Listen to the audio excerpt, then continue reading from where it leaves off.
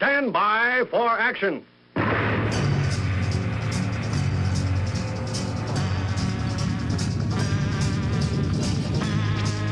Thanks, Johnny. My name is Dave Miller. I am the Unpleasant Blind Guy. Welcome to part 2 of my talk with Mark the Bloviating Zeppelin on his program, BZ's Berserk, Bobcat, Saloon, which you can hear Tuesdays and Thursdays at 11 p.m. Eastern, or on his SHR Media Spreaker page. Just search for Berserk, Bobcat, Saloon. And remember, if you have a message for me, I'm at UBG Contact on Twitter. That's where you can contact me with comments, questions, show suggestions, awesome American suggestions. It is the main contact point for my show. And now, let's get into part 2 of this talk. Towards the end of the program, I have about an 8-minute cut by Ben Shapiro that I happened to find today, Dave, just for this show. And like I say, it's about 8 minutes, but he explains in a fashion that I had not thought imaginable what he considers to be the reasons that leftists are absolutely enthralled with Islam. So I'm going to play that cut towards the end of the show. I'd like to continue on a little bit with Nawaz and what he happens to say to Martha MacCallum, which continues to be pretty interesting. I mean, it is just terrifying to look at the growth of this in so many places. You think of Belgium, you think of Paris. So what do you think? You know, there are some who, we had another attack here today in Orlando, which was of a very different nature. But some people look at these as just individual incidents of violence, you know, and people who are off balance and who are violent, you know, based on other things. See, what she's doing, Dave, is the thing that you and I know that the American media maggots do. This is all about lone wolves. This doesn't have anything to do with Islam. This doesn't have anything to do with an organization of any form. These are all just lone wolves acting on their own. What do you say to people who sort of have that perspective of what's going on in your country right now? It's an absolute insult to people who suffer from mental illness, the majority of whom, by the way, medically, statistically, we know the majority of people who suffer from mental illness are not violent.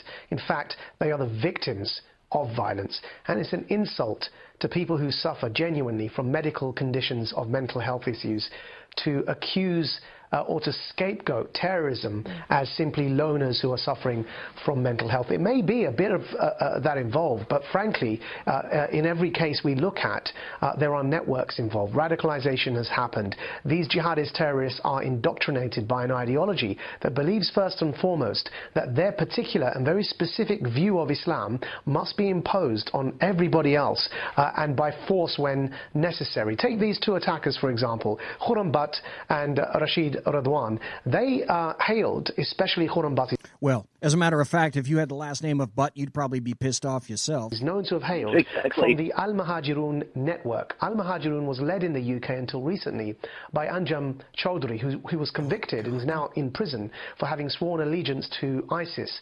Al-Muhajirun effectively in the UK was the wing of ISIS that was active and operating in the United Kingdom. In turn, Al-Muhajirun itself was a splinter group of a broader organization that remains legal, my former group, Hizb ut-Tahrir. And so for decades in Europe and in Britain, organizations that espouse the Islamist ideology, want to impose their view of Islam on everybody else, these organizations have been indoctrinating young people like I was at 16 when I joined. I'm now 40 this year, so that's how long this has been going on. Point to you, Dave. Point to you. As you said, this is nothing new, and by this time, literally decades, these guys are embedded like ticks. Well, yes. A friend of mine, Mark, named Zach, who lives in Birmingham, has spoken to many Pakistani Muslims. To quote him, they call themselves Pakistanis even though their grandmothers were born in the UK. They don't identify as Brits. They identify as Pakistani. So, yes, decades.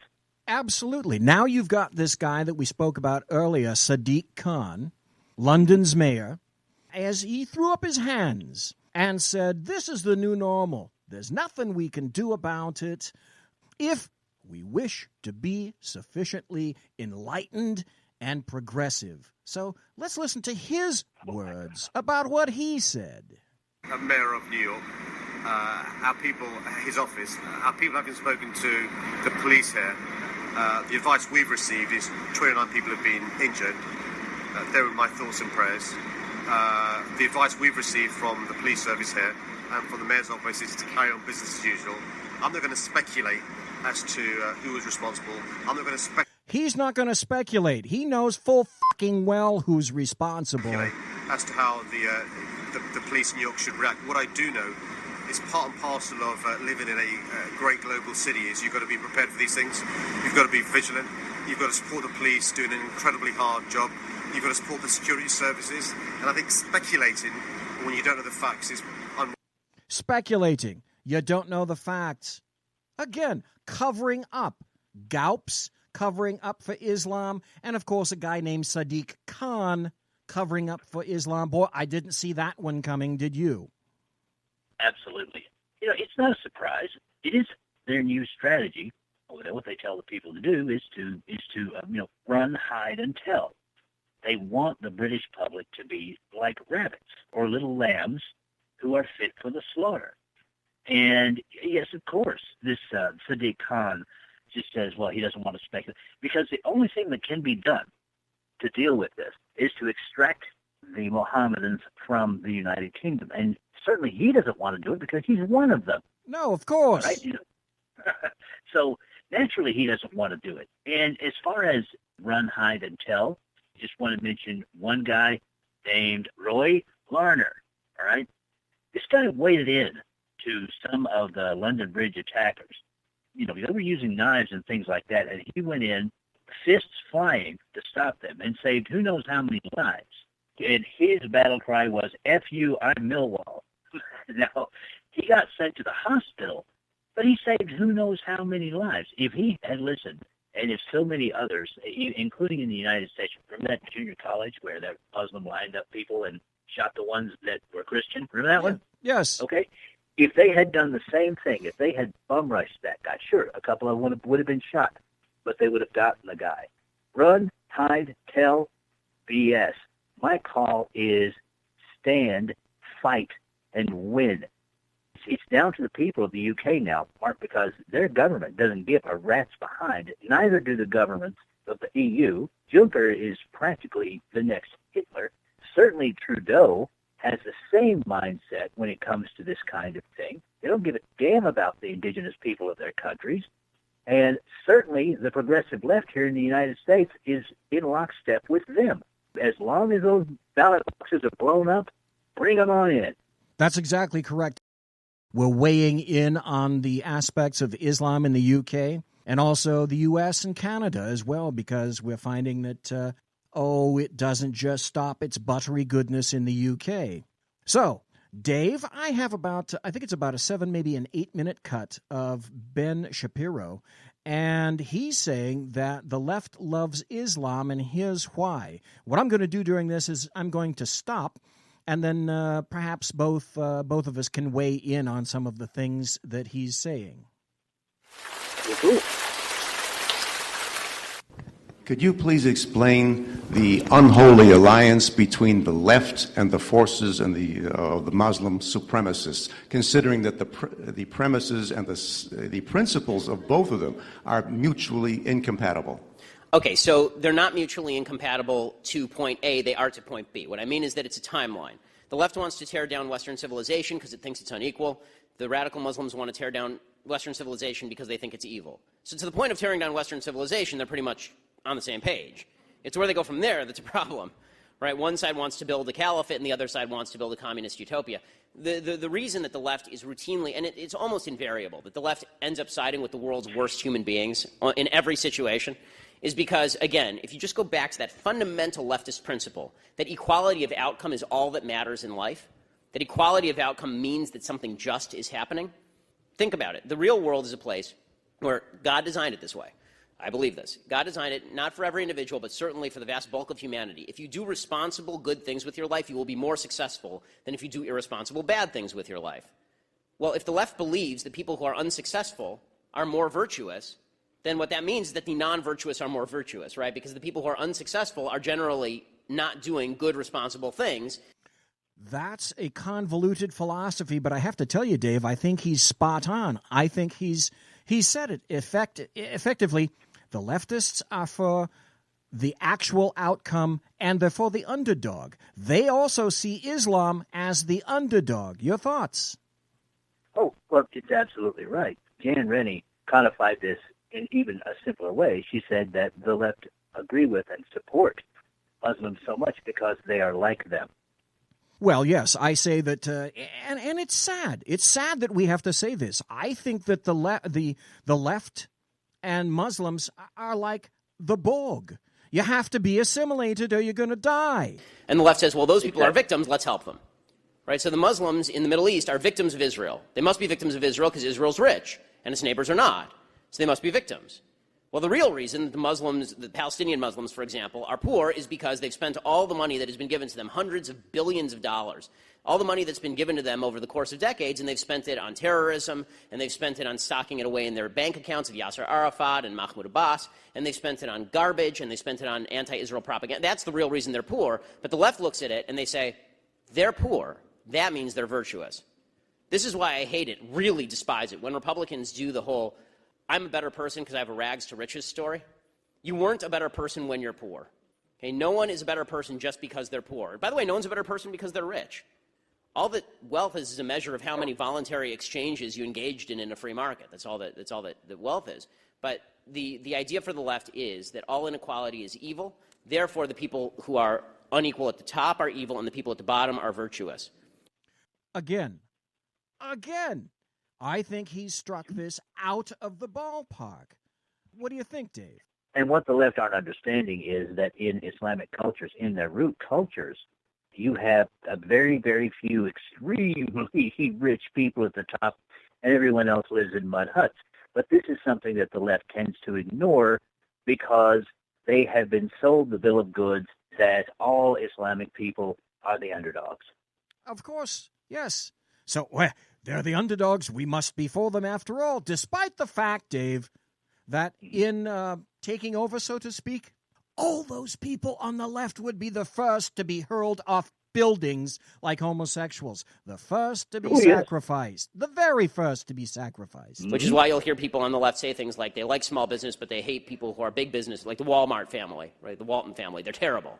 Well, were they terrible when they were just a family living in the middle of nowhere? When exactly did they transition over into evil? Right, when they became successful enough, because their success meant, by necessity, according to the leftist worldview, they were depriving others of their fair share. And Bernie Sanders said this right after winning New Hampshire the other night. And this is Bernie Sanders' entire thing. He says the principle of America is the principle of fairness, which makes me want to vomit and never stop vomiting.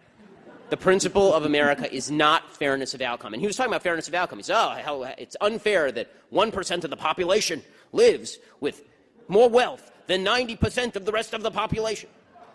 That's right. He's talking about opportunity versus outcome. The Constitution speaks, the Declaration of Independence speaks about opportunity, but it's the responsibility of the individual to determine that outcome. And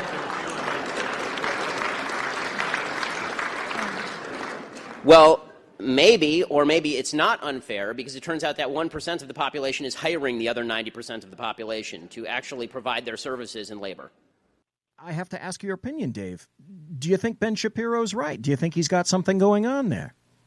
Well, definitely. Okay, I'll reference something that people of your age and mine can understand, and others can look it up on YouTube. There's an old episode of The Flintstones where Fred Flintstone, basically, he's a lefty. He's complaining because Mr. Slate, has the chauffeur-driven car and all the money and everything, and he's a big boss, and it's just wrong that Fred has to go work every day, for 8 hours a day for a pittance of a wage and everything. And then he gets magically transformed for one day to be Mr. Slate. And he finds out after working about a 14-hour day and coming home just mega exhausted that it's a little bit different at the top.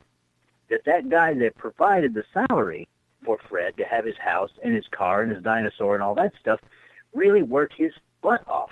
So yes, Mr. Shapiro totally has this. The meme, the American maggot meme, was that most of these people are, they're one-offs.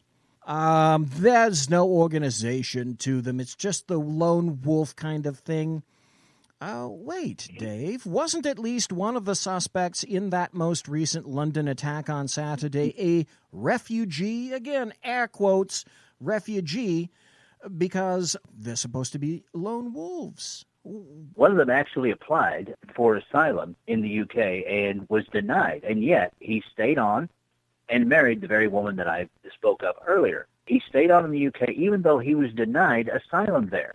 This shows just how their government is prepared to lick the boots of Muslims. He should have been ejected immediately. And I have to say this, for the people who keep crying lone wolf, all of these lone wolves have Islamic fleas, and they jump on everyone and everything.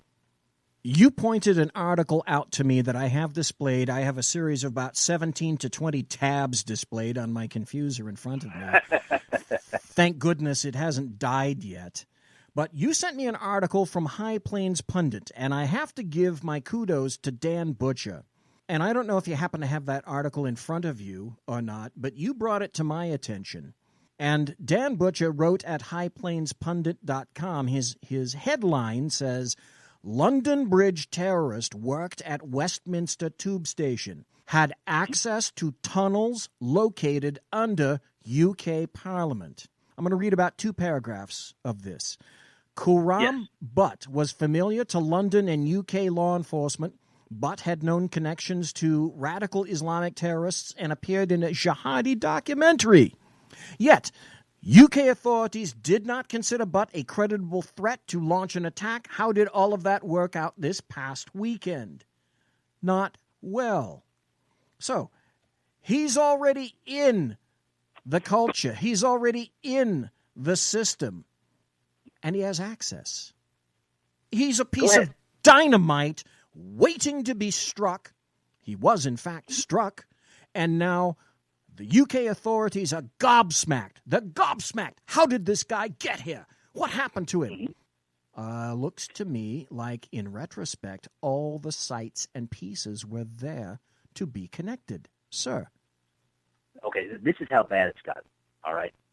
It's even gotten into the police forces. Last year or the year before, a female Muslim detective at New Scotland Yard, that's the London PD for our American friends, actually resigned her job because she said she had reported that her fellow detectives in this kind of anti-terror unit were becoming radicalized and that her reports were being ignored by the higher-ups.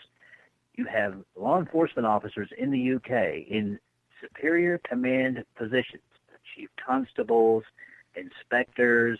I'm not sure exactly how the command structure runs over there, but you can take a good guess, having been a law enforcement officer yourself. These are positions that normally would take an officer 15 to 20 years to reach, and yet they're fast-tracking Muslim officers into those positions within 5 years, 10 years, things like that.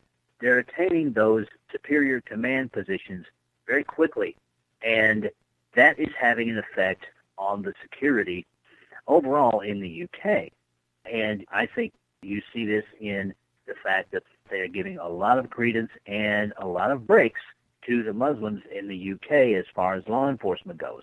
A Muslim community says, all right, you'd better take the surveillance cameras that are in everyone else's neighborhood out of our neighborhood, or we're going to, quote-unquote, boycott the police and not give you any information, as if they were giving them any information in the first place. So what happens? Those cameras get taken out, but the cameras are still left in other neighborhoods where there aren't Muslims. All right? It's gotten into the law enforcement agencies, and I have to wonder, Mark, going back to the Manchester bombing, I have to wonder how many of the officers that were guarding that outlet where the people were leaving were Muslims. And maybe one of them saw something and didn't do anything. Certainly one witness who went up to police officers and said that she saw a suspicious woman with a bag sort of looking at the venue and sort of giggling and acting a little strange, was basically lectured by the officers who said they'd look into it but didn't. And yet this woman was basically called an Islamophobe and told to go away. That is basically what's going on. That's how bad it's gotten. Dan makes a series of really good points in his article. He said a terrorist named Khurram Shahzad Butt was known to the police. And he asks how many known to the police types have committed mass murder, how many innocents have died so far. The guy who killed 50 in Orlando was known to the FBI.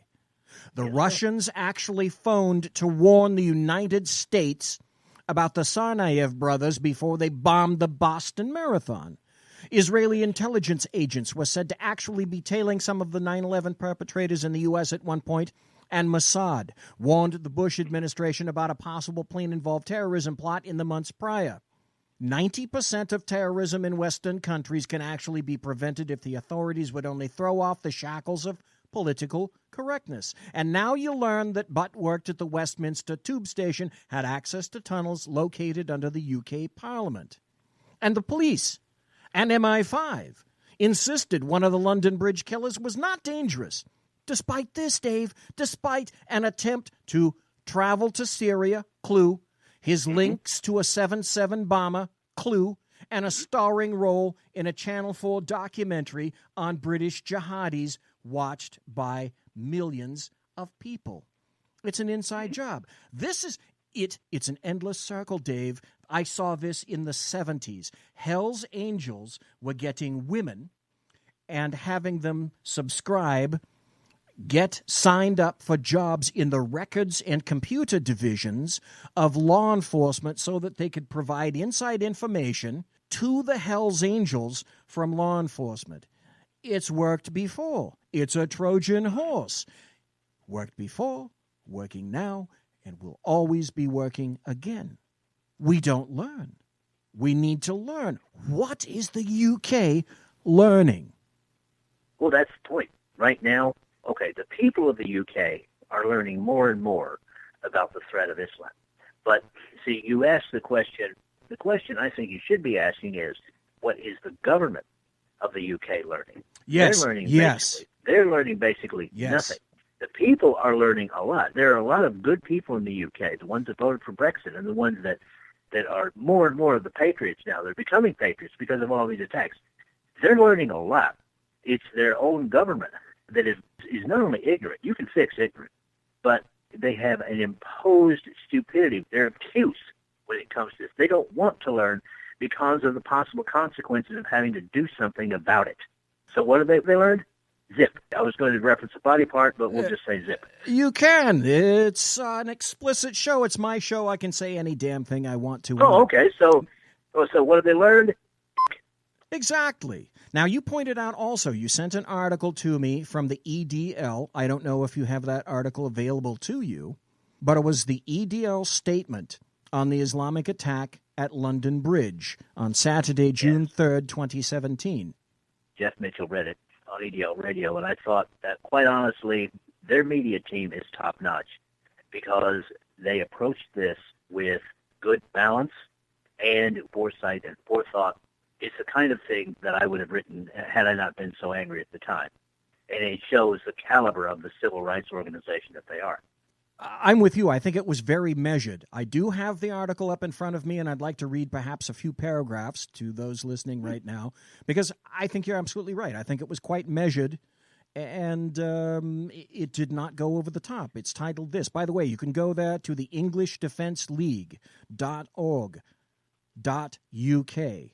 And it's all spelled out in one long word, EnglishDefenseLeague.org.uk, which is where you can find this. The headline says, EDL statement on the Islamic attack at London Bridge, Saturday, 3 June 2017. Last night, soldiers of Allah once again attacked innocent people, killing at least 7 and seriously injuring others who were out for an enjoyable evening in the city.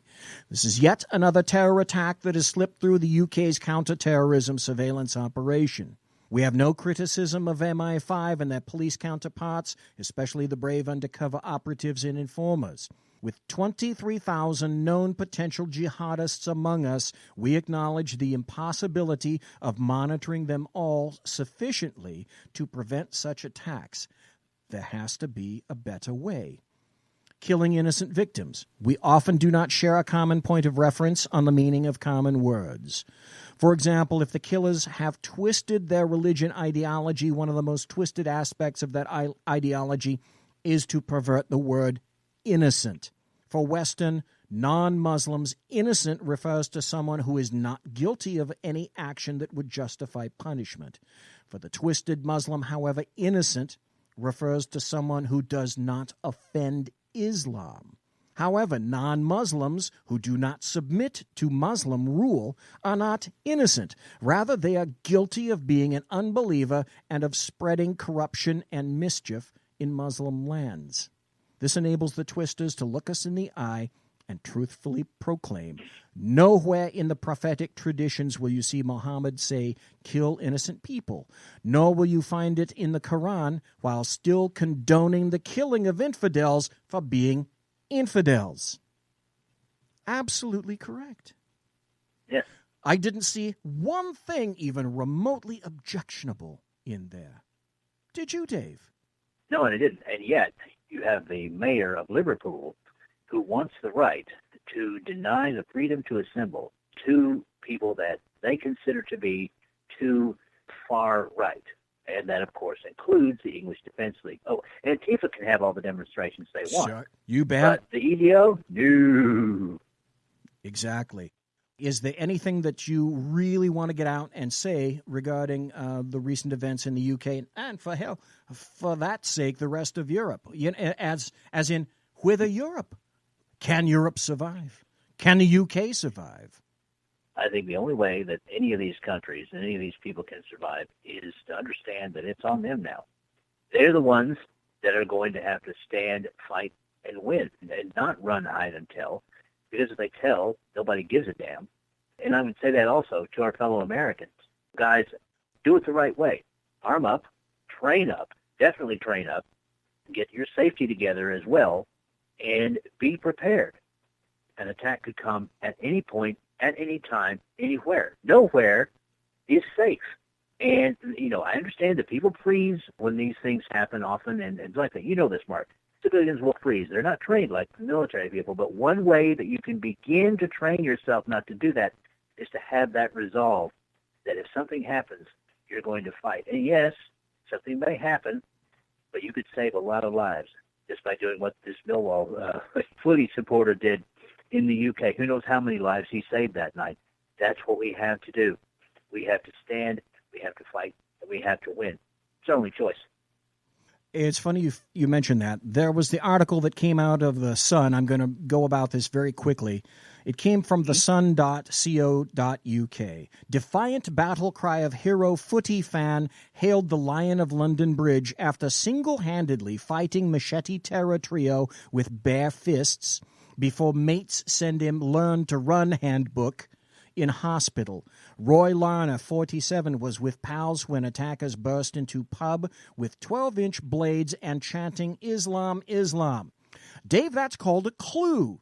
And yet Sadiq Khan is not fucking interested in listening to what people call clues. The UK, especially after Thursday, they're about to pay, potentially, a very serious price. Thank you, Dave Milner, the unpleasant blind guy, for being on tonight. Dave, finally, can you tell folks where you can be reached and found and read and heard, sir? My great honor, sir. Please check me out at the Unpleasant Blind Guy page at Spreaker.com and also at the Unpleasant Blind Guy page at YouTube.com, also on High Plains Talk Radio. And please check out the English Defense League radio program, which is on at 3:30 p.m. on Thursdays and Sundays. Again, Mark, thank you very much. I appreciate you. Keep on doing the good work. You're doing great stuff. I'll just say, as my friends in the English Defense League do, no surrender, ever. No, exactly. Thank you, Dave Milner. Thank you, boys and girls, for listening. And it's time to go. And it is indeed time to go. I hope you've enjoyed the commentary between Mark the Bloviating Zeppelin and myself.